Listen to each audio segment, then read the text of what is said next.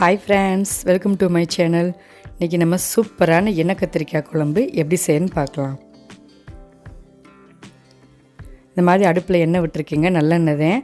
அதில் கத்திரிக்காய் இந்த மாதிரி முழுசாக போட்டு நம்ம வதக்கி எடுத்துக்கிறணும். இந்த மாதிரி ஸ்டேஜில் வதக்கி எடுத்துக்கலாம்.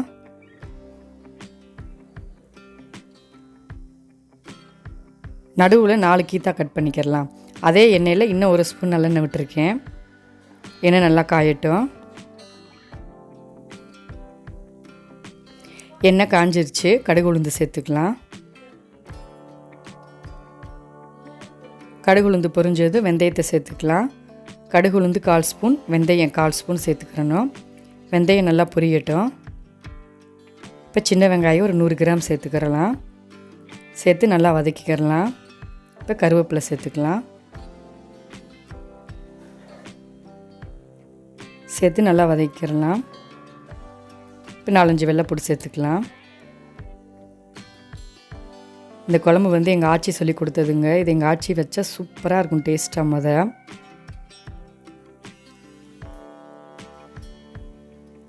இந்த குழம்பு நம்ம 3 நாளைக்கு வச்சு கூட சாப்பிடலாம்.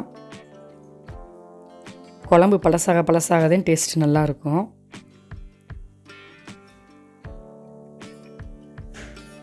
அப்படியே மீன் குழம்பு டேஸ்ட்டில் தான் இருக்கும் கத்திரிக்காய் குழம்பு. இப்போ நல்லா வதங்கிருச்சு. இந்த ஸ்டேஜில் தக்காளி சேர்த்துக்கலாம். நான் மீடியம் சைஸ் தக்காளி 2 சேர்த்துருக்கேன். சேர்த்து நல்லா வதக்கிக்கிறலாம். இப்போ நல்லா வதங்கிருச்சுங்க. இப்போ மசால் பொடி சேர்த்துக்கலாம்.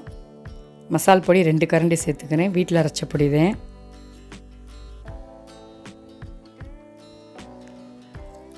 சேர்த்து ஒரு பரட்டி விட்டுக்கிறலாம்.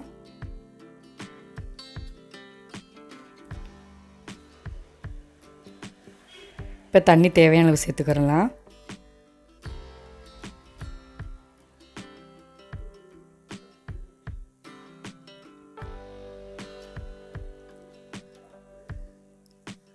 இந்த குழம்பு ஒரு 4 பேர் 5 பேர் சாப்பிட்ற அளவுக்கு வச்சுருக்கேன். இப்போ தேவையான உப்பு சேர்த்துக்கிறலாம்.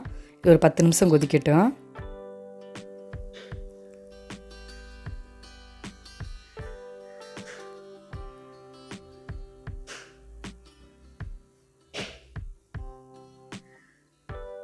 இது சாப்பாடு வெந்துட்டுருக்கு.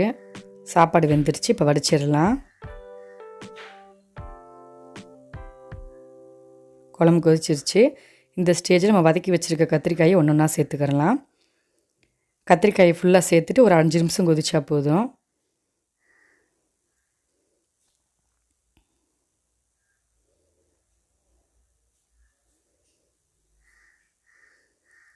இந்த ஸ்டேஜில் புளி கரைச்சலை சேர்த்துக்கலாம்.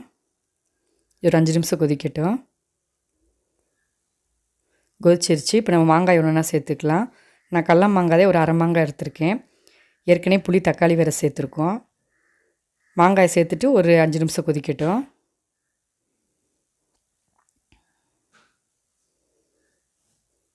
கொதிச்சிருச்சு. இந்த ஸ்டேஜில் தேங்காய் சேர்த்துக்கலாம். நான் ஒரு தேங்காய் சில்லு அளவுக்கு மிக்சியில் அரைச்சி எடுத்து வச்சுருக்கேன். அதை சேர்த்துக்கலாம். தேங்காய் சில் சேர்த்த அப்புறம் ஒரு 2 நிமிஷம் கொதிச்சா போதும். ரொம்ப நேரம் கொதிக்கக்கூடாது.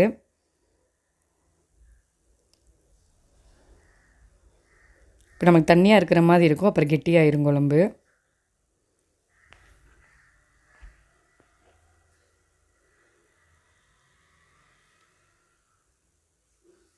பாருங்கள், குழம்பு ரெடி ஆயிடுச்சு. பாருங்கள் எவ்வளோ கெட்டியாயிருச்சுன்னு. கத்திரிக்காய் மாங்காயெல்லாம் உடைக்காமல் சூப்பராக இருக்குது, உடையாமல். இப்போ சூப்பரான எண்ணெய் கத்திரிக்காய் குழம்பு ரெடி ஆயிடுச்சுங்க. நித்த நெல்லிச்சோறு நெய் மணக்கும் கத்திரிக்காய் மாதிரி சாதத்தோடு இந்த குழம்பை சேர்த்து சாப்பிட்டா சூப்பராக இருக்கும் டேஸ்ட்டு. இந்த வீடியோ பிடிச்சிருந்தா லைக் பண்ணுங்கள், ஷேர் பண்ணுங்கள், சப்ஸ்கிரைப் பண்ணுங்கள்.